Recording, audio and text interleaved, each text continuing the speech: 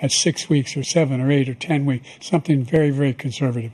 Is he going to sign that bill? I'll veto it. He'll sign it. Thank you. Let's turn now to the issue of immigration and border security. President Biden, a record number of migrants have illegally crossed the southern border on your watch. Overwhelming border states and overburdening cities such as New York and Chicago, and in some cases causing real safety and security concerns. Given that, why should voters trust you to solve this crisis? Because we worked very hard to get a bipartisan agreement that not only changed all of that, it made sure that we are in a situation where you had no circumstance where they could come across the border with the number of border police there are now. We significantly increased the number of asylum officers. By the way, the Border Patrol endorsed my position. In addition to that, we found ourselves in a situation where when he was president, he was separating babies from their mothers, putting them in cages, making sure the families were separated. That's not the right way to go. What I've done since I've changed the law, what's happened? I've changed it in a way that now you're in a situation where there are 40% fewer people coming across the border illegally. That's better than when he left office. And I'm going to continue to move until we get the total ban on the total initiative relative to what we're going to do with more Border Patrol and more. Decided to open up our border, open up our country to people that are from prisons, people that are from mental institutions, insane asylum, terrorists. We have the largest number of terrorists coming into our country right now, all terrorists, all over the world, not just in South America, all over the world. They come from the Middle East, everywhere. All over the world, they're pouring in. And this guy just left it open. And he didn't need legislation because I didn't have legislation. I said, close the border. We had the safest border in history. In that final couple of months of my presidency, we had, according to Border Patrol, who is great, and by the way, who endorsed me for president, but I won't say that, but they endorsed me for president. Brandon, just speak to him. But look, we had the safest border in history. Now, Brandon, just speak to him. But look, we had the safest border in history. Now we have the worst border in history. There's never been anything like it. And people are dying all over the place, including the people that are coming up in caravans. Thank you, President Trump. President Biden? The only terrorist who's done anything crossing the border is one who came along and killed three, and his administration, killed an al-Qaeda person come in and his administration, killed three American soldiers. That's the only terrorist that's there. I'm not saying that no terrorist ever got through, but the idea they're emptying their prisons, we're welcoming these people, that's simply not true. There's no data to support what he said. Once again, he's exaggerating, he's lying. President Trump, staying on the topic of immigration, you've said that you're going to carry out, quote, the largest domestic deportation operation in American history, unquote. Does that mean that you will deport every undocumented immigrant in America, including those who have jobs, including those whose spouses are citizens, and including those who have lived here for decades? And if so, how will you do it? Just 1 second. He said we killed 3 people. The people we killed are al-Baghdadi and Soleimani, the 2 greatest terrorists, biggest terrorists anywhere in the world. And it had a huge impact on everything, not just border, on everything. He's the one that killed people with the bad water, including hundreds of thousands of people dying and also killing our citizens when they come in. We are living right now in a rat's nest. They're killing our people in New York, in California, in every state in the union, because we don't have borders anymore. Every state is now a border. And because of his ridiculous, insane, and very stupid policies, people are coming in and they're killing our citizens at a level that we've never seen. We call it migrant crime. I call it Biden migrant crime. They're killing our citizens at a level that we've never seen before. And you're reading it like these 3 incredible young girls over the last few days. One of them, I just spoke to the mother, and they just had the funeral for this girl, 12 years old. This is horrible what's taken place. What's taken place in our country, we're literally an uncivilized country now. He doesn't want it to be. He just doesn't know. He opened the borders. Nobody's ever seen anything like. And we have to get a lot of these people out, and we have to get them out fast because they're going to destroy our country. Just take a look at where they're living. They're living in luxury hotels in New York City and other places. Our veterans are on the street. They're dying because he doesn't care about our veterans. He doesn't care. He doesn't like the military at all. and he doesn't care about our veterans. Nobody been worse. I had the highest approval rating for veterans taking care of the VA. He has the worst. He's gotten rid of all the things that I approved, choice that I got through Congress, all of the different things I approved, they abandoned. We had by far the highest, and now it's down in less than half because he's done all these great things that we did. And I think he did it just because I approved it, which is crazy. But he has killed so many people at our border by allowing all of these people to come in. And it's a very sad day in America. President Biden, you have the mic. Every single thing he said is a lie. Every single one. For example, veterans are a hell of a lot better off since I passed the PACT Act. 1 million of them now have insurance, and their families have it. Their families have it because what happened, whether it was Agent Orange or burn pits, they're all being covered now. And his group opposed that. We're also in a situation where we have great respect for veterans. My son spent a year in Iraq, living right next to one of those burn pits, came back with stage 4 glioblastoma. I was recently in France for D-Day, and I spoke all about those heroes that died. I went to the World War I cemetery he refused to go to. He was standing with his 4-star general, and he told me, he said, I don't want to go in there because they're a bunch of losers and suckers. My son was not a loser, was not a sucker. You're the sucker. You're the loser. President Trump? First of all, that was a made-up quote, suckers and losers. They made it up. It was in a third-rate magazine that's failing, like many of these magazines. He made that up. He put it in commercials. We've notified him. We had 19 people that said I didn't say it. And think of this. Who would say I'm at a cemetery or I'm talking about our veterans? Because nobody's taken better care. I'm so glad this came up, and he brought it up. There's nobody that's taken better care of our soldiers than I have. To think that I would, in front of generals and others, say suckers and losers. We have 19 people that said it was never said by me. It was made up by him, just like Russia was made up, just like the 51 intelligence agents are made up. Just like the new thing with the 16 economists are talking, it's the same thing. 51 intelligence agents said that the laptop was Russia disinformation. It wasn't. That came from his son, Hunter. It wasn't Russia disinformation. He made up the suckers and losers, so he should apologize to me right now. 4-star general standing to your side who was on your staff who said you said it, period. That's number one. And number two, the idea that I have to apologize to you for anything along the line. We've done more for veterans than any president has in American history. And they now are in their family. The only sacred obligation we have as a country is to care for our veterans when they come home and their families and equip them when they go to war. That's what we're doing. That's what the VA is doing now. They're doing more for veterans than ever before in our history. All right. Thank you so much. Let's move to the topic of foreign policy. I want to begin with Russia's war against Ukraine, which is now in its third year. Former President Trump, Russian President Vladimir Putin says he'll only end this war if Russia keeps the Ukrainian territory it has already claimed and Ukraine abandons its bid to join NATO. Are Putin's terms acceptable to you? First of all, our veterans and our soldiers can't stand this guy. They can't stand him. They think he's the worst commander-in-chief, if that's what you call him, that we've ever had. They can't stand him. So let's get that straight. And they like me more than just about any of them. And that's based on every single bit of information. As far as Russia and Ukraine, if we had a real president, the president that knew, that was respected by Putin, he would have never invaded Ukraine. A lot of people are dead right now, much more than people know. You know, they talk about numbers. You can double those numbers, maybe triple those numbers. He did nothing to stop it. In fact, I think he encouraged Russia from going in. I'll tell you what happened. He was so bad with Afghanistan. It was such a horrible embarrassment, most embarrassing moment in the history of our country, that when Putin watched that and he saw the incompetence, that he should have fired those generals, like I fired the one that you mentioned, and so he's got no love lost.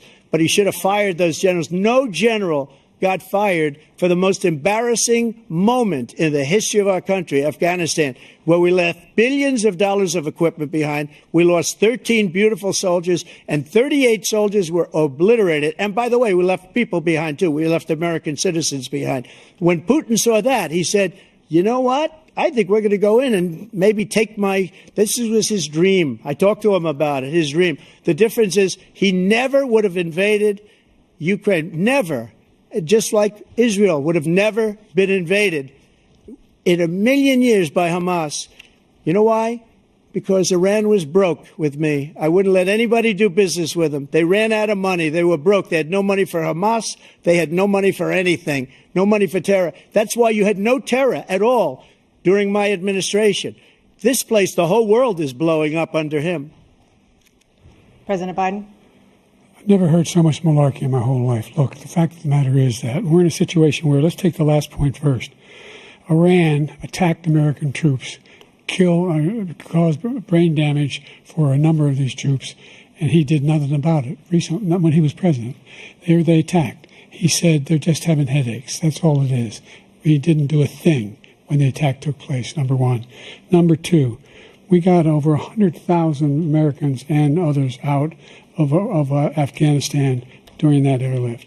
Number three, we found ourselves in a situation where, if you take a look at what Trump did in Ukraine, this guy told Trump, do whatever you want, and do whatever you want.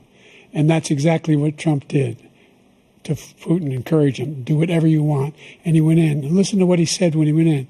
He was going to take Kyiv in 5 days, remember? Because it's part of the old Soviet Union. That's what he wanted to reestablish, Kyiv. And he, in fact, didn't do it at all. He wasn't able to get it done. And they've lost thousands and thousands of troops, 500,000 troops. President Trump, I never said that. For 1 minute, I just want to go back to my original question, which is, are Putin's terms acceptable to you? Keeping the territory in Ukraine? No, they're not acceptable. But look, this is a war that never should have started. If we had a leader in this war, he led everybody along. He's given $200 billion now or more to Ukraine. He's given $200 billion. That's a lot of money. I don't think there's ever been anything like it. Every time that Zelensky comes to this country, he walks away with $60 billion. He's the greatest salesman ever. And I'm not knocking him. I'm not knocking anything. I'm only saying the money that we're spending on this war, and we shouldn't be spending, it should have never happened. I will have that war settled between Putin and Zelensky as president-elect before I take office on January 20th. I'll have that war settled. People being killed so needlessly, so stupidly, and I will get it settled, and I'll get it settled fast before I take office. President Biden, you have a minute. The fact is that Putin is a war criminal. He's killed thousands and thousands of people. And he has made one thing clear. He wants to reestablish what was part of the Soviet Empire, not just a piece. He wants all of Ukraine. That's what he wants. And then you think he'll stop there? Do you think he'll stop when if he takes Ukraine? What do you think happens to Poland? What do you think of Belarus? What do you think happens to those NATO countries? And so if you want a war, you ought to find out what he's going to do, because if in fact he does what he says and walks away, and by the way, all that money we give Ukraine are from weapons we make here in the United States. We give them the weapons, not the money at this point. And our NATO allies have produced as much funding for Ukraine as we have. That's why we're strong. Thank you. Moving on to the Middle East. In October, Hamas attacked Israel, killing more than 1,000 people and taking hundreds of hostages. Among those held and thought to still be alive are 5 Americans. Israel's response has killed thousands of Palestinians and created a humanitarian crisis in Gaza. President Biden, you've put forward a proposal to resolve this conflict, but so far Hamas has not released the remaining hostages, and Israel is continuing its military offensive in Gaza. So what additional leverage will you use to get Hamas and Israel to end the war? You have 2 minutes.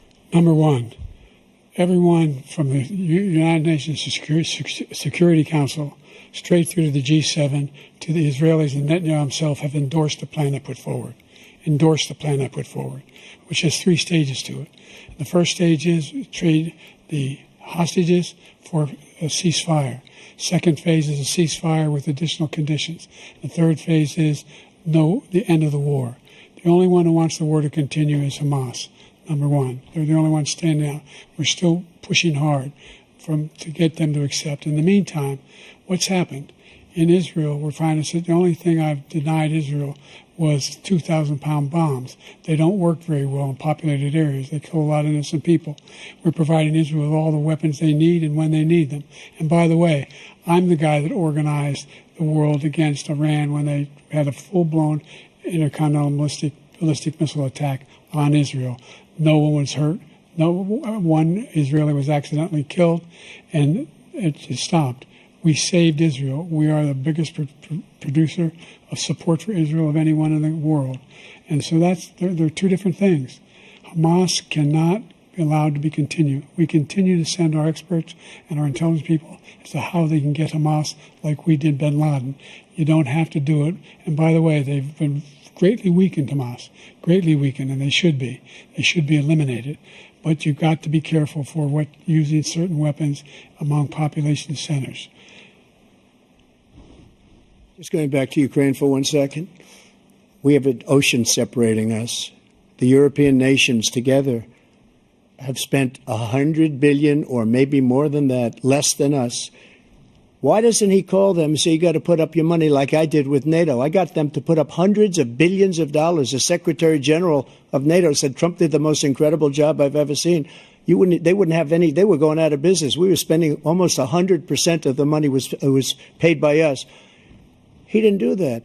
He's getting all. You got to ask these people to put up the money. We're over $100 billion more spent, and it has a bigger impact on them because of location, because we have an ocean in between. You got to ask them. As far as Israel and Hamas, Israel's the one that wants to go. He said the only one that wants to keep going is Hamas. Actually, Israel is the one, and you should let him go and let him finish the job. He doesn't want to do it. He's become like a Palestinian, but they don't like him because he's a very bad Palestinian. He's a weak one. President Biden, you have a minute. I've never heard so much foolishness. This is a guy who wants to get out of NATO. Are you going to stay in NATO? He's going to pull out of NATO. The idea that we have, our strength lies in our alliances as well. It may be a big ocean, but were we ever able to avoid a war in Europe, a major war in Europe? What happens if, in fact, you have Putin continue to go into NATO? We have an Article 5 agreement. Attack on one is attack on all. You want to start the nuclear war he keeps talking about, go ahead. Let Putin go in and control Ukraine and then move on to Poland and other places. You see what happens then. He has no idea what the hell he's talking about. Yeah, because they understand that this kind of dislocation has a serious threat to the whole world peace. No major war in Europe has ever been able to be contained just to Europe. President Trump, just to follow up, would you support the creation of an independent Palestinian state in order to achieve peace in the region? I'd have to see, but before we do that, the problem we have is that we spend all the money. So they kill us on trade. I made great trade deals with the European nations because if you add them up, they're about the same size economically. Their economy is about the same size as the United States. And they were no cars, they don't want anything that we have, but we're supposed to take their cars, their food, their everything, their agriculture. I changed that. But the big thing I changed is they don't want to pay. And the only billions of dollars, I said, and he's right about this, I said, no, I'm not going to support NATO if you don't pay. They asked me that question, would you guard us against Russia at a very secret meeting of the 28 states at that time, nations at that time. And I said, no, if you don't pay, I won't do that. And you know what happened? Billions and billions of dollars came flowing in the next day and the next months.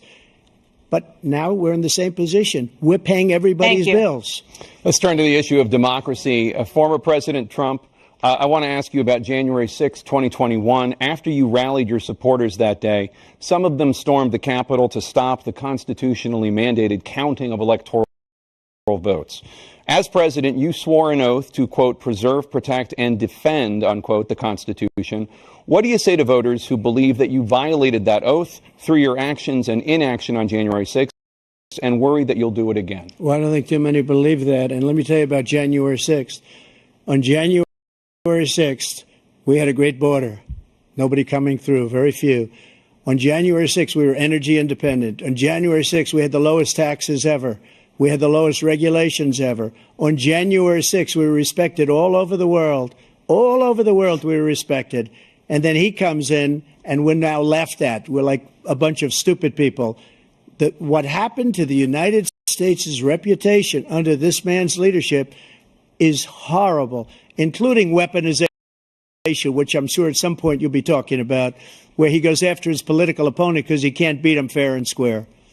You have 80 seconds left. My question was, what do you say to those voters who believe that you violated your constitutional oath through your actions and inaction on January 6, 2021, and worry that you'll do it again? Well, I didn't say that to anybody. I said peacefully and patriotically.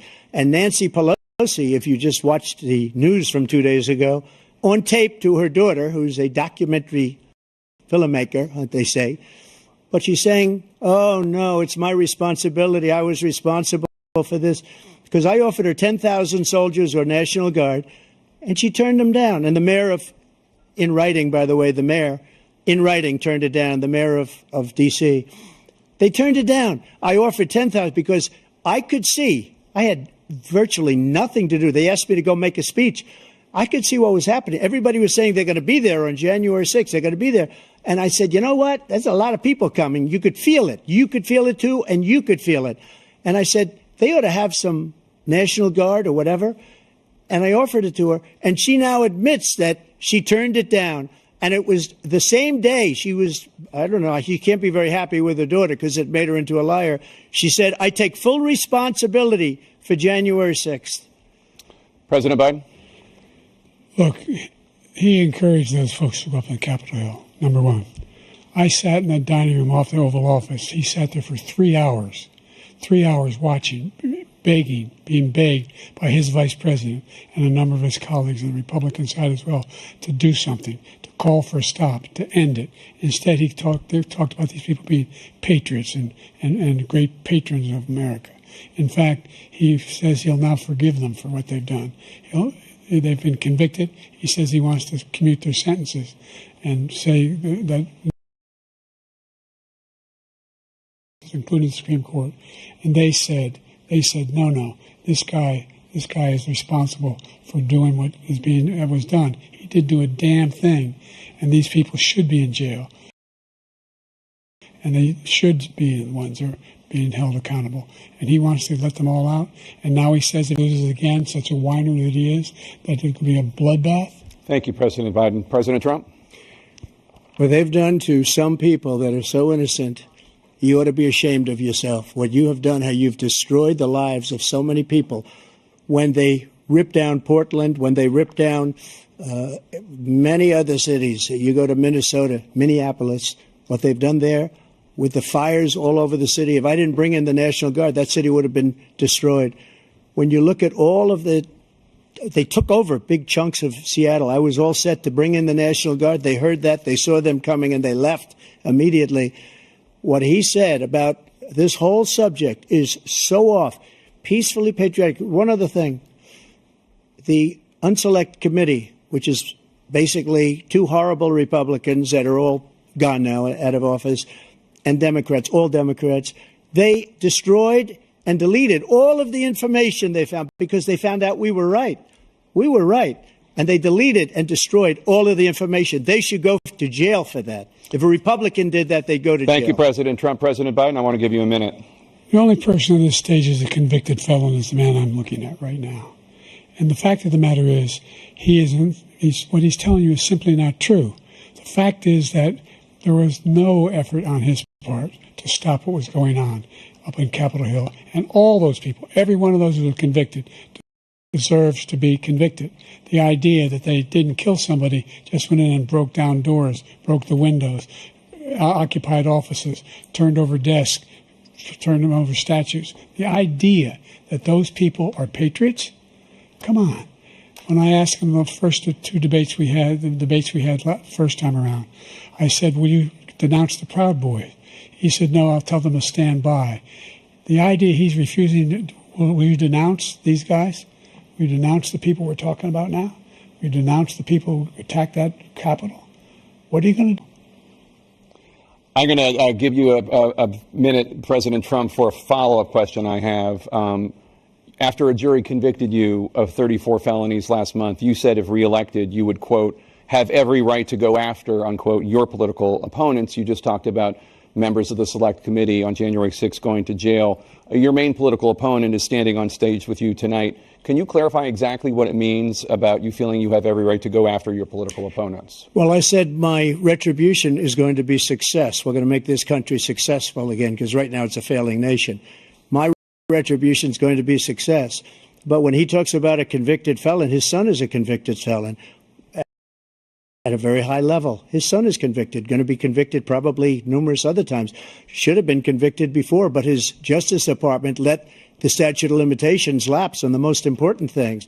But he could be a convicted felon as soon as he gets out of office. Joe could be a convicted felon with all of the things that he's done. He's done horrible things. All of the death caused at the border, telling the Ukrainian people that we're going to want $1 billion or you change the prosecutor. Otherwise, you're not getting $1 billion. If I ever said that, that's quid pro quo. That we're not going to do anything. We're not going to give you $1 billion unless you change your prosecutor, having to do with the son. This man is a criminal. This man, you're lucky. You're lucky. I did nothing wrong. We'd have a system that was rigged and disgusting. I did nothing wrong. Thank you, President Trump. President Biden, you have said, I'm coming right to you, sir. You want to respond? Go ahead. I'll give you a minute to respond. The idea that I did anything wrong relative to what you're talking about is outrageous. It's simply a lie, number one. Number two, the idea that you have a right to seek retribution against any American just because you're president is wrong. It's simply wrong. No president's ever spoken like that before. No president in our history has spoken like that before. Number three, the crimes that you are still charged with, and think of all the civil penalties you have. How many billions of dollars do you owe in civil penalties for molesting a woman in public, for doing a whole range of things, of having sex with a porn star on the night while your wife was pregnant? I mean, what are you talking about? You have the morals of an alley cat. Give you a minute, sir. I didn't have sex with a porn star, number one. Number two, that was a case that was started and moved. They moved a high-ranking official, a DOJ, into the Manhattan DA's office to start that case. That case is going to be appealed and won. We had a very terrible judge, a horrible judge, Democrat. The prosecutor were all high-ranking Democrats, appointed people, and both the civil and the criminal. He basically went after his political opponent because he thought it was going to damage me. But when the public found out about these cases, because they understand it better than he does, he has no idea what these cases are. But when they found out about these cases, you know what they did? My poll numbers went up, way up. You know that because you're reporting it. And we took in more money in the last 2 weeks than we've ever taken in the history of any campaign. I don't think any campaign has ever taken. Hundreds of millions of dollars came pouring in because the public knows it's a scam and it's a guy that's after his political opponent because he can't win fair and square. Thank you, President Trump. President Biden, you have said, quote, Donald Trump and his MAGA Republicans are determined to destroy American democracy. Do you believe that the tens of millions of Americans who are likely to vote for President Trump will be voting against American democracy? The more they know about what he's done, yes. The more they know about what he's done.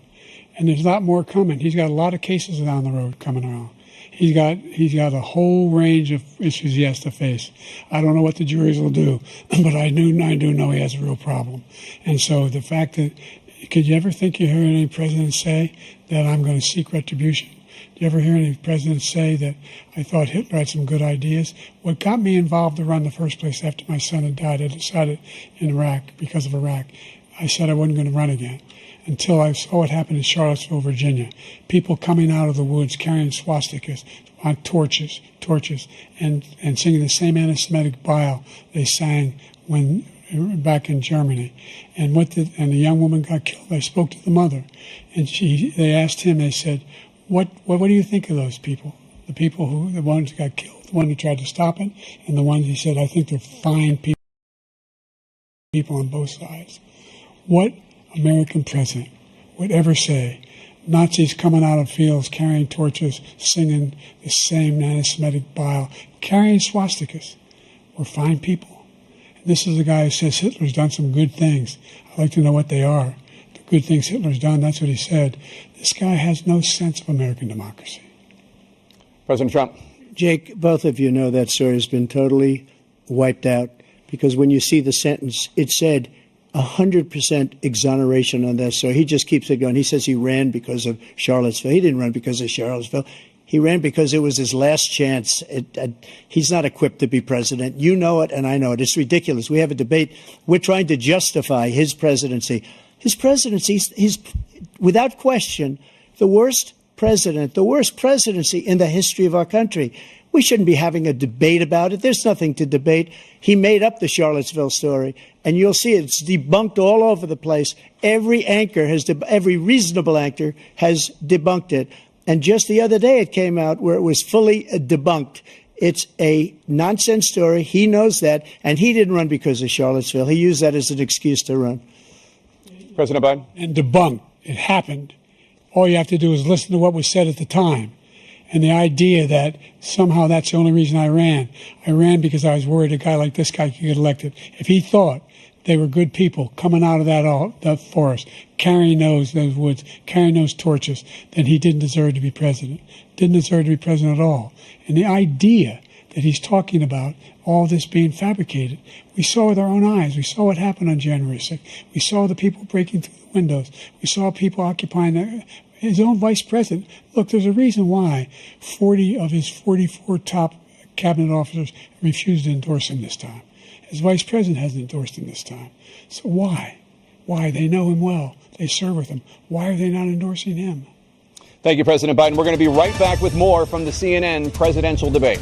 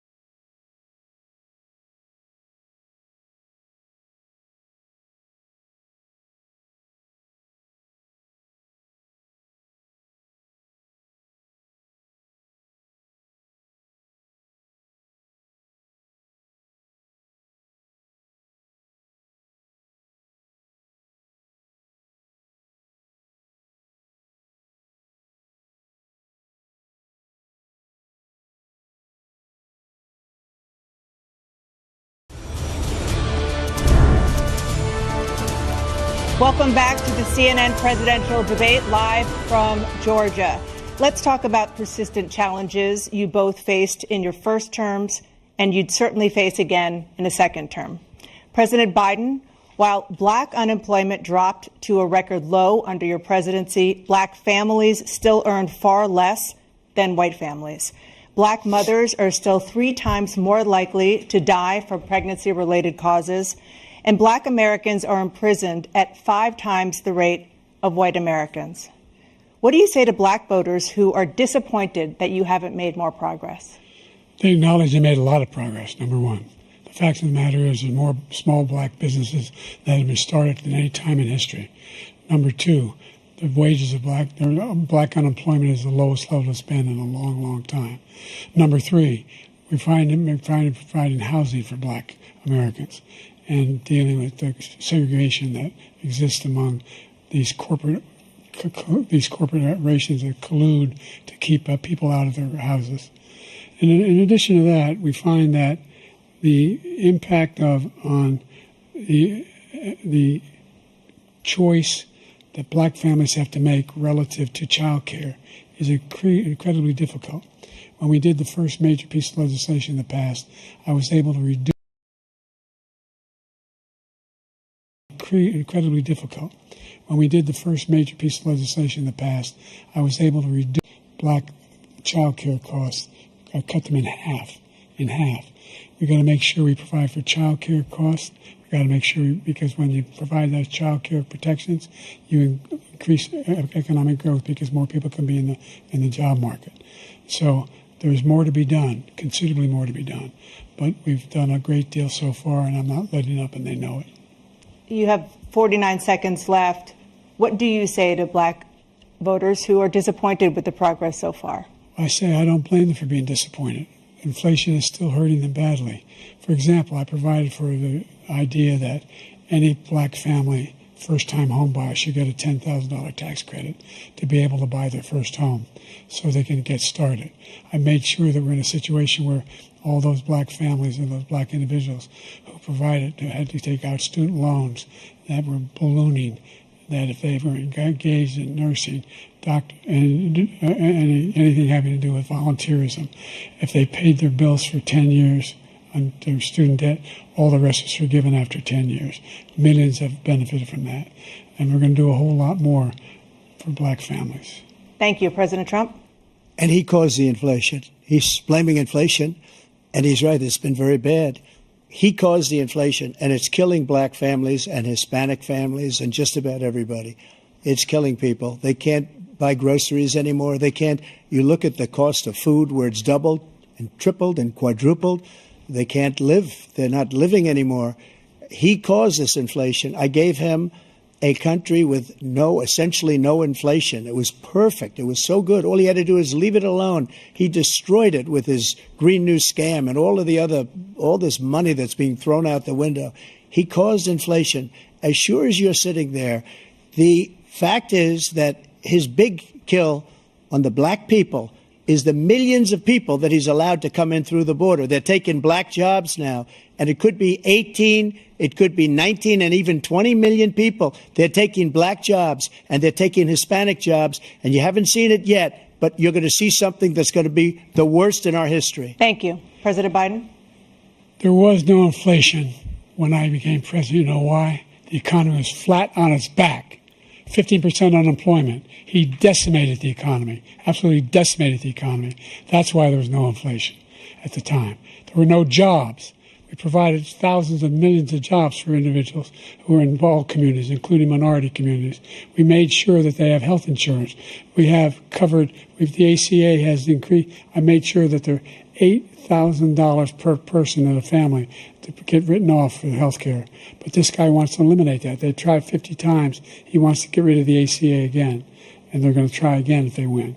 You find ourselves in a position where the idea that we're not doing any, we put more police on the street than any administration has. He wants to cut the cops. We're providing for equity and making sure people have a shot to make it.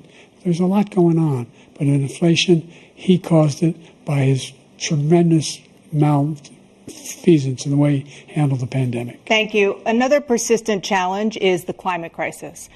2023 was the hottest year in recorded history, and communities across the country are confronting the devastating effects of extreme heat, intensifying wildfires, stronger hurricanes, and rising sea levels.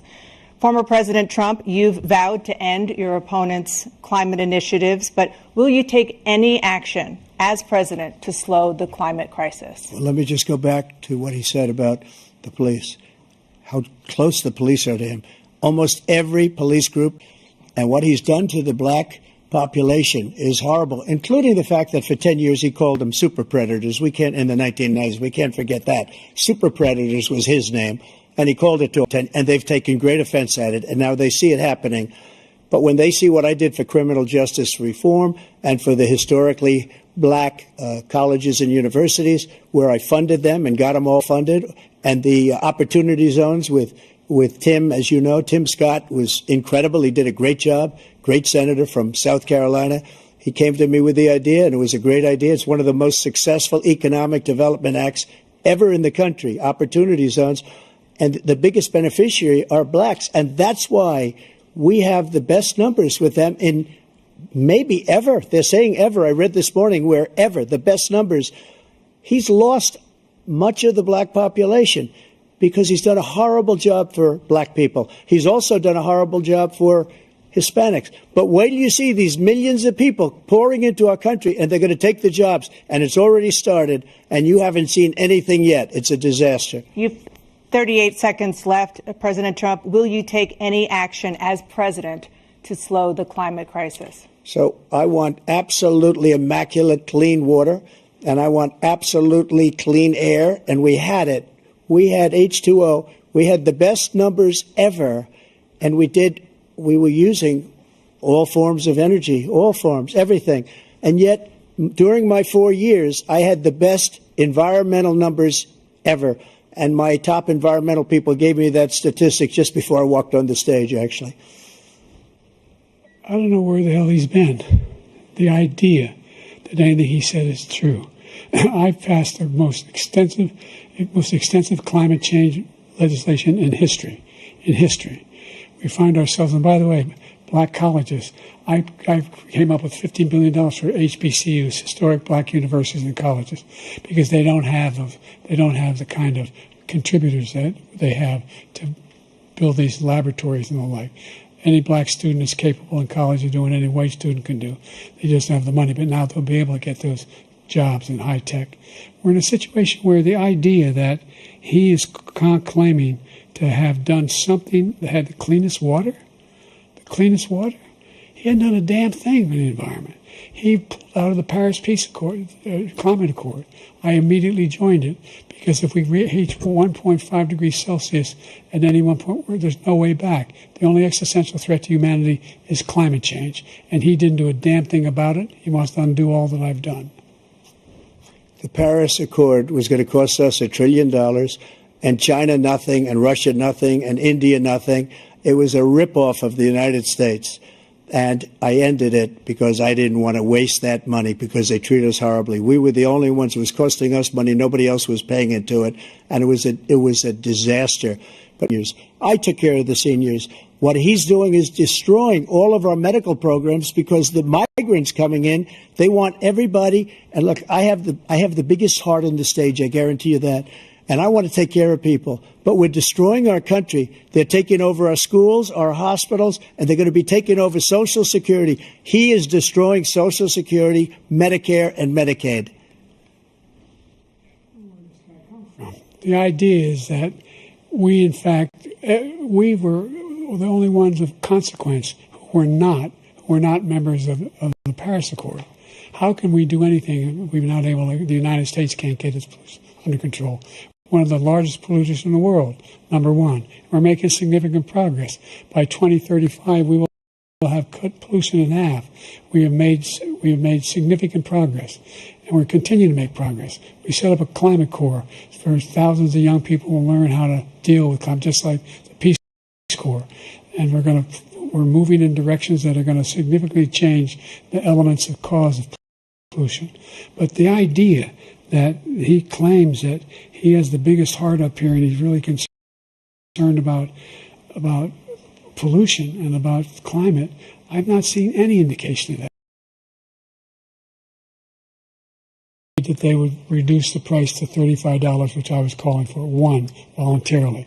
I made sure every company in the world, every pharmaceutical company, cannot have to pay. Thank you. And by the way, So every day, millions of Americans struggle just to make ends meet. For many older Americans, Social Security provides a critical lifeline. President Biden, if nothing is done to Social Security, seniors will see their benefits cut in just over 10 years. Will you name tonight one specific step that you're willing to take to keep Social Security solvent? yes, make the very wealthy begin to pay their fair share. Right now, everybody making under $170,000 pays 6% of their income, of their paycheck, every single time they get a paycheck from the time the first one they get 18 years old. The idea that they're going to, I'm proposing that everybody, the millionaires pay 1%. So no one I would not raise the cost of Social Security for anybody under $400,000. After that, I began to make the wealthy begin to pay their fair share by increasing from 1% beyond to be able to guarantee the. Keep Social Security solvent, or is that one enough? Well, no, that one enough will keep it solvent, but the biggest thing I'll do if we defeat this man, because he wants to get rid of Social Security. He thinks there's plenty to cut in Social Security. He's wanting to cut Social Security and Medicare both times. And and if you look at the program put forward by the House Republican caucus that I believe supports, is in fact want to cut it as well. The idea that we don't need to protect our seniors is ridiculous. And by the way, the American public has greater health care coverage today than ever before. And on the ACA, as I said, you're in a circumstance where 400,000 people, 40 million people would not have insurance because they have a pre-existing condition. The only thing that allows them to have that insurance is the fact that they, in fact, are part of the ACA. And by the way, the other thing is, we're in a situation where we talk about education for black communities. I've raised the amount of money for Pell Grants by another $8,000. So anybody making under $70,000 a year is going to be able to get $15,000 toward their tuition. He just doesn't know what he's talking about. Thank you, President Biden. President Trump. So I've dealt with politicians all my life. I've been on this side of the equation for the last 8 years. I've never seen anybody lie like this guy. He lies. I've never seen it. He could look you in the face about so many other things, too. And we mentioned the laptop. We mentioned Russia, Ukraine. Everything he does is a lie. It's misinformation and disinformation. The losers and suckers story that he made up is a total lie on the military. It's a disgrace. But Social Security, he's destroying it because millions of people are pouring into our country, and they're putting them onto Social Security. They're putting them onto Medicare, Medicaid. They're putting them in our hospitals. They're taking the place of our citizens. What they're doing to the VA, to our veterans, is unbelievable. Our veterans are living in the street, and these people are living in luxury hotels. He doesn't know what he's doing, and it's really coming back. I've never seen such anger in our country before. President Biden? The idea that veterans are not being taken care of, I told you before. And by the way, when I said suckers and losers, he acknowledged after that he fired that general. That general got fired because he's the one that acknowledged that that's what he said. He was the one standing with Trump when he said it. Number one. Number two, the idea that we're going to be in a situation where all these millions and millions, the way he talks about it, illegal aliens are coming into the country and taking away our jobs. There's a reason why we have the fastest growing economy in the world, the reason why we have the most successful economy in the world. We're doing better than any other nation in the world. And by the way, those 15 Nobel laureates he talked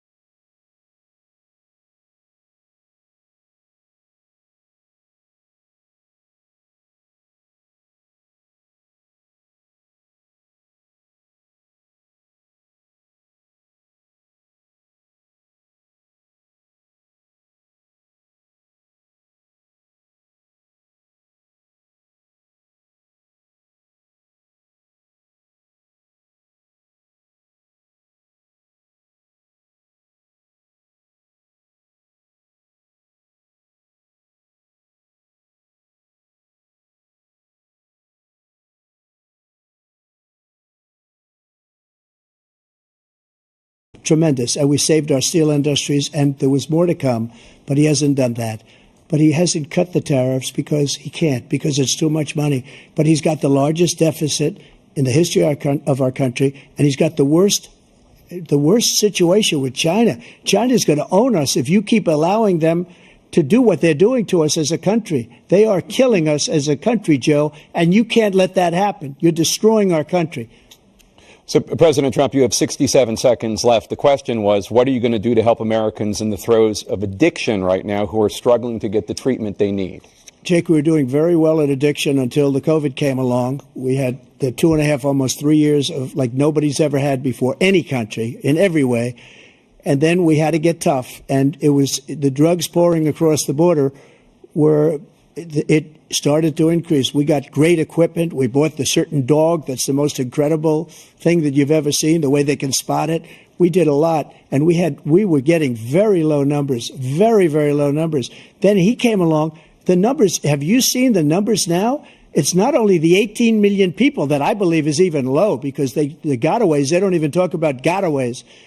But the numbers of the amount of drugs and human trafficking in women coming across our border, the worst thing I've ever seen, at numbers that nobody's ever seen under him because the border's so bad.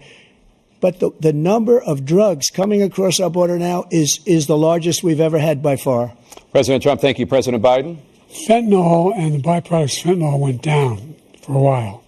And I wanted to make sure we use the machinery that can detect fentanyl, these big machines that roll over everything that comes across the border. And it costs a lot of money. That was part of this deal we put together, this bipartisan deal.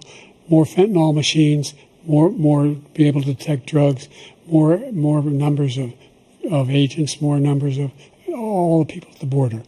And when we had that deal done, he called his Republican colleagues, said, "Don't do it. It's going to hurt me politically." No, he never argued it's not a good bill. It's a really good bill. We need those machines. We need those machines. And we're coming down very hard in every country in Asia in terms of precursors for fentanyl. And Mexico is working with us to make sure they don't have the technology to be able to put it together. That's what we have to do. We need those machines. Thank you, President Biden. President Trump, and again, the question is about Americans in the throes of addiction right now struggling to get the treatment they need. Well, this does pertain to it. He ended Remain in Mexico. He ended catch and release. I made it catch and release in Mexico, not catch and release here. We had so many things that we had done, hard negotiations with Mexico, and I got it all for nothing. It's just like when you have a hostage. We always pay $6 billion for a hostage. Every time we say it's a hostage.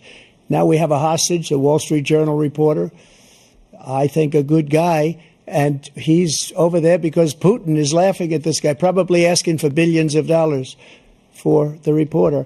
I will have him out very quickly as soon as I take office. Before I take office, I said by literally as soon as I win the election, I will have that reporter out. He should have had him out a long time ago. But Putin's probably asking for billions and billions of dollars because this guy pays it every time. We had 2 cases where he paid $6 billion for 5 people. I got 58 people out, and I paid essentially nothing. Thank you, President Trump. Dana? Let's turn to concerns that voters have about each of you. President Biden, you would be 86 at the end of your second term. How do you address concerns about your capability to handle the toughest job in the world well into your 80s? Well, first of all, I spent half my career being criticized being the youngest person in politics. I was the second youngest person ever elected to the United States Senate, and now I'm the oldest. This guy's 3 years younger and a lot less competent. I think that just look at the record. Look at what I've done. Look how I've turned around the horrible situation he left me. As I said, 15 million new jobs, 800,000 manufacturing jobs, more investment in America, over billions of dollars in private investment in enterprises that we are growing. By the way, we brought an awful lot of people. Well, the whole idea of computer chips, we used to have 40% of the market. We invented those chips, and we lost it because he was sending people to find the cheapest jobs overseas and to bring home a product. So I went to South Korea. I convinced Samsung to invest billions of dollars here in the United States. And guess what? Those fabs, they call, to build these chips. Those fabs pay over $100,000. You don't need a college degree for them. And there's billions, about $40 billion already being invested and being built right now in the United States, creating significant jobs for Americans from all over the world. President Biden, you have 40 seconds left. Would you like to add anything? Yeah, I would. The idea that somehow we are this failing country. I never heard a president talk like this before. We're the envy of the world. Name me a single major country president who wouldn't trade places with the United States of America for all our problems and all our opportunities. We're the most progressive country in the world in getting things done. We're the strongest country in the world.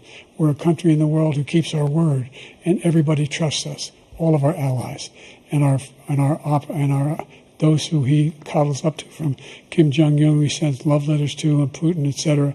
They don't want to screw around with us. Thank you. Former President Trump, to follow up, you would be 82 at the end of your second term. What do you say to voters who have concerns about your capabilities to serve? Well, I took 2 tests, cognitive tests. I aced them, both of them, as you know. We made it public. He took none. I'd like to see him take one, just one, a real easy one. Like go through the first 5 questions. He couldn't do it. But I took 2 cognitive tests. I took physical exams every year. And, you know, we knock on wood wherever we may have wood, that I'm in very good health. I just won 2 club championships, not even senior, 2 regular club championships. To do that, you have to be quite smart, and you have to be able to hit the ball a long way. And I do it. He doesn't do it. He can't hit a ball 50 yards. He challenged me to a golf match. He can't hit a ball 50 yards. I think I'm in very good shape. I feel that I'm as in good a shape as I was 25, 30 years ago. Actually, I'm probably a little bit lighter, but I'm in as good a shape as I was years ago. I feel very good. I feel the same. But I was willing to take a cognitive test. And you know what? If I didn't do well, I aced him. Dr. Ronnie Jackson, who's a great guy when he was White House doctor. And then I took another one, a similar one. And one of them said they'd never seen anybody ace him. Thank you. President Biden? You can see he is 6'5" and only 223 pounds, or 235 pounds. Well, you said 6'4", 200. Well, anyway, that's what anyway, just take a look at what he says he is, and take a look at what he is. Look, I'd be happy to have a driving contest with him. I got my handicap, which when I was vice president, down to a 6. But by the way, I told you before, I'm happy to play golf if you carry your own bag. Think you can do it? That's the biggest lie that he's a 6 handicap of all. I was an 8 handicap. Yeah. 8. Never. But I have, you know how many? I've seen you swing. I know you swing. Okay, let's not act like children. President Trump, we're going to 21 turn Let's not act like children. to a specific concern that voters have about you. Will you pledge tonight that once all legal challenges have been exhausted, that you will accept the results of this election, regardless of who wins, and you will say right now that political violence in any form is unacceptable? Well, I shouldn't have to say that, but of course I believe that. It's totally unacceptable. And if you would see my statements that I made on Twitter at the time, and also my statement that I made in the Rose Garden, you would say it's one of the strongest statements you've ever seen. In addition to the speech I made in front of, I believe, the largest crowd I've ever spoken to, and I will tell you, nobody ever talks about that. They talk about a relatively small number of people that went to the Capitol, and in many cases were ushered in by the police. And as Nancy Pelosi said, it was her responsibility, not mine. She said that loud and clear. But the answer is, if the election is fair, free, and I want that more than anybody. And I'll tell you something.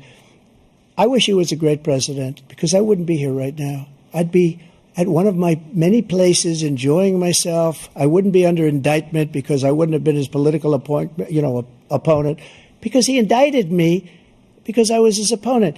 I wish he was a great president. I would rather have that. I wouldn't be here. I don't mind being here. But the only reason I'm here is he's so bad as a president that I'm going to make America great again. We're going to make America great again. We're a failing nation right now. We're a seriously failing nation. And we're a failing nation because of him. His policies are so bad. His military policies are insane. They're insane. These are wars that will never end with him. He will drive us into World War III, and we're closer to World War III than anybody can imagine. We are very, very close to World War III, and he's driving us there. And Kim Jong-un and President Xi of China, Kim Jong-un of North Korea, all of these, Putin, they don't respect him. They don't fear him. They have nothing going with this gentleman, and he's going to drive us into World War III. You want a World War III, let him follow and win, and let Putin say, do what you want, NATO. Just do what you want. There's a thing called Article 5. An attack on one is an attack on all, a required response. The idea, I can't think of a single major leader in the world who wouldn't trade places with the job I've done and what they've done.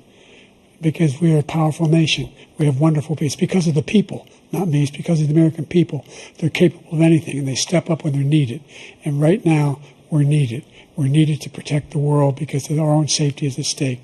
And again, you want to have a war, just let Putin go ahead and take Kyiv, make sure they move on, see what happens in Poland, Hungary, and other places along that border. Then you have a war. President Trump, as I come back to you for a follow-up, the question was, will you accept the results of this election, regardless of who wins? Just to finish what he said, if I might, Russia, they took a lot of land from Bush. They took a lot of land from Obama and Biden. They took no land, nothing from Trump, nothing. He knew not to do it. He's not going to play games with me. He knew that. I got along with him very well, but he knew not to play games. He took nothing from me. But now he's going to take the whole thing from this man right here. That's a war that should have never started. It would have never started ever with me. And he's going to take Ukraine. And, you know, you asked me a question before, would you do this? He's got us in such a bad position right now with Ukraine and Russia because Ukraine's not winning that war. He said, I will never settle until such time. They're running out of people. They're running out of soldiers. They've lost so many people. It's so sad. They've lost so many people, and they've lost those gorgeous cities with the golden domes that are 1,000 years old, all because of him and stupid decisions. Russia would have never attacked if I were President Trump, the question was, will you accept the results of the election, regardless of who wins? Yes or no, please. If it's a fair and legal and good election, absolutely. I would have much rather accepted these, but the fraud and everything else was ridiculous. And if you want, we'll have a news conference on it in a week, or we'll have another one of these in a week. But I will absolutely, there's nothing I'd rather do. It would be much easier for me to do that than I'm running again. I wasn't really going to run until I saw the horrible job he did. He's destroying our country. I would be very happy to be someplace else, in a nice location someplace. And again, no indictments, no political opponent stuff, because it's the only way he thinks he can win. But unfortunately, it's driven up my numbers and driven them up to a very high level because the people understand it. Well, let's see what your numbers are when this election is over. Let's see. You're a whiner. When you lost the first time, you continued, you appealed and appealed to courts all across the country. Not one single court in America said any of your claims had any merit, state or local, none. But you continue to provoke this lie about somehow there's all this misrepresentation, all this stealing. There is no evidence of that at all. And I tell you what, I doubt whether you'll accept it because you're such a whiner. The idea if you lose again, you accepting anything, you can't stand the loss. Something snapped in you when you lost the last time. We'll be right back with more from the CNN presidential debate, live from Georgia.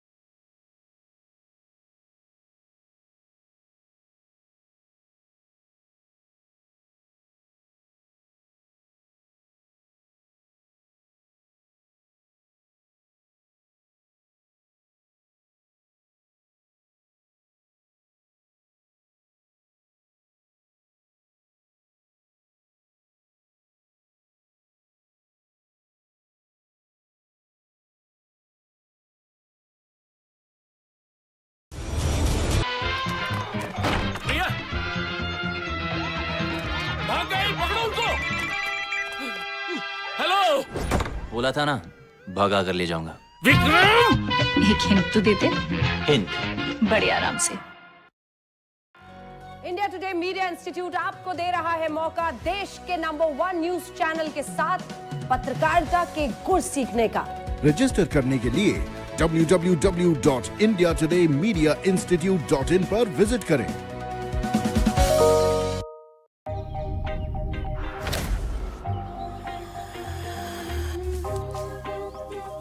Holidays में Switzerland चले? Not again. तो फिर Santorini, मतलब all white, ski boarding, sky diving, Cannes tour. और dad, हम ना palace में रुकेंगे। नहीं, आइस होटल में रहेंगे, एकदम chill. And shopping only in Milan. Dad मजा आ जाएगा।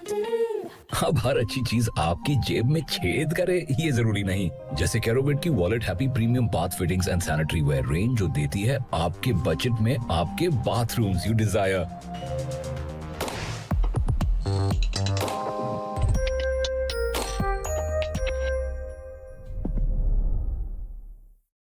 बालकनी सेम है, ड्राइंग रूम भी सेम है, किचन एरिया सेम है। हमने लिए 90 लाख में, आपने लिए 80 लाख में। ये मच गया था, लेकिन ऐसी असंवैधानिक ताकतों पर देश ने विजय प्राप्त करके दिखाया, क्योंकि भारत के मूल में गणतंत्र की परंपराएं रही है। मेरी सरकार भी भारत के संविधान को सिर्फ राजकाज का माध्यम भर नहीं मानती, बल्कि हमारा संविधान जन चेतना का हिस्सा हो, इसके लिए हम प्रयास कर रहे हैं। आज जो विदेश अलग अलग क्षेत्रों में गुलामी की मानसिकता से मुक्त पा रहे हैं, तो ये उस दिशा में बहुत बड़ा कदम है और ये हमारे स्वतंत्रता सेनानियों की सच्ची श्रद्धांजलि भी है। मेरा सरकार ने सीएए कानून के तहत शरणार्थियों को नागरिकता देना शुरू कर दिया है।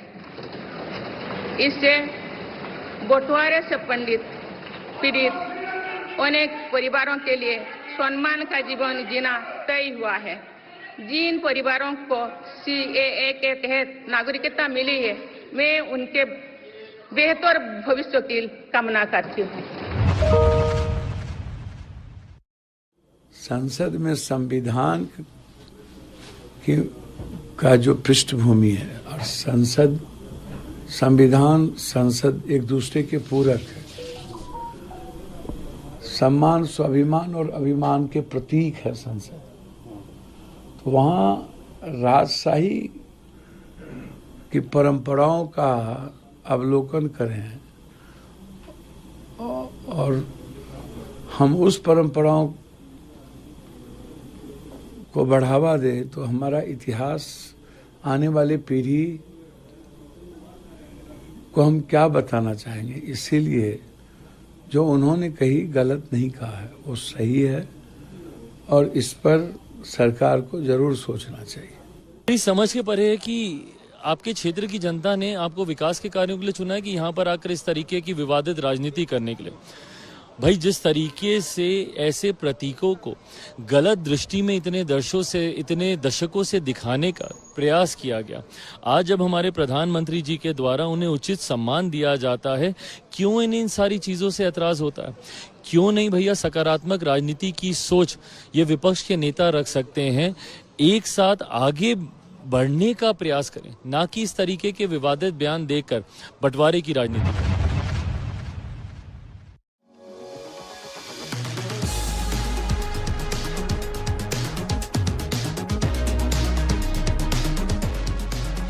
गोल्ड की कीमतों को लेकर लोगों में हमेशा दिलचस्पी बनी रहती है। निवेशक इसकी कीमतों में आने वाली तेजी और गिरावट को मुनाफे और नुकसान के नजरिए से देखते हैं, तो ज्वेलरी के खरीदार कीमतों में कमी का इंतजार करते हैं। हाल ही में चीन के सेंट्रल बैंक ने गोल्ड की खरीदारी घटाई तो सोने की कीमतों पर दबाव देखने को मिला था। फिलहाल चीन के अलावा कुछ और देशों के सेंट्रल बैंक शायद शॉर्ट टर्म में सोने की खरीदारी से परहेज करें। ये बैंक पिछले 2-2.5 साल में सोने की खरीदारी को लेकर बेहद आक्रामक रहे हैं। ऐसे में सवाल का जवाब हर कोई जानना चाहता है कि आखिर गोल्ड में निवेश करें या नहीं। ऐसे में इस गिरावट से निवेशकों का चिंतित होना लाजमी है। लेकिन हाल ही में वर्ल्ड गोल्ड काउंसिल यानी WGC के एक सर्वे के बाद निवेशकों के कई सवालों का जवाब भी मिल गया है। साल 2019 से किए जा रहे WGC के इस सर्वे में इस साल गोल्ड की खरीदारी को लेकर केंद्रीय बैंकों ने सबसे ज्यादा उत्साह जताया है। पिछले साल के सर्वे में ये बात सामने आई थी कि केंद्रीय बैंक सोने के ऐतिहासिक महत्व के चलते इसकी खरीदारी करते हैं, मगर इस साल के सर्वे में ये 5वें स्थान पर खिसक गई। ऐसे में ये देखना दिलचस्प होगा कि साल 2024 में गोल्ड खरीदार बीते 2 साल के रिकॉर्ड को तोड़ पाते हैं या नहीं। आदित्य के राणा के साथ आज तक ब्यूरो।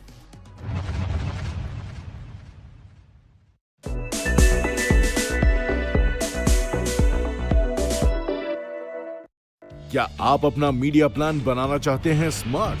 तो चुनिए नए चैनल आज तक लाइव टीवी को अपने कनेक्टेड डिवाइसेस पर। पहुंचिए इंटरनेट से जुड़े करीब 100 मिलियन स्मार्ट व्यूअर्स तक। एडवर्टाइज करने के लिए ईमेल कीजिए sales@aajtak.com।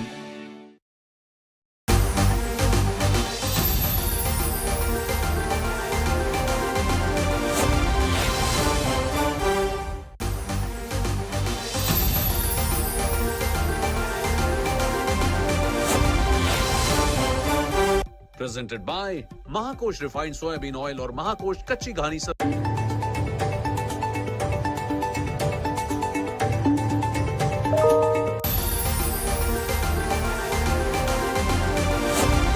खूल के स्टाइलिश फैन से घर को सुंदर बनाएं। खूल के 5 स्टार BLDC फैंस, बिजली भी बचाएं। खूल फैंस सबसे अलग। हवा चली।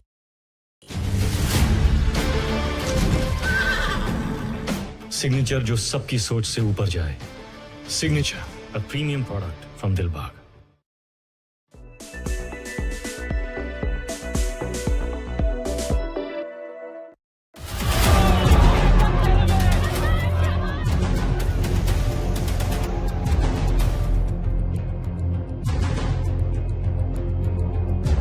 नीट परीक्षा जिससे लाखों छात्रों को उम्मीद थी, वो परीक्षा जिसमें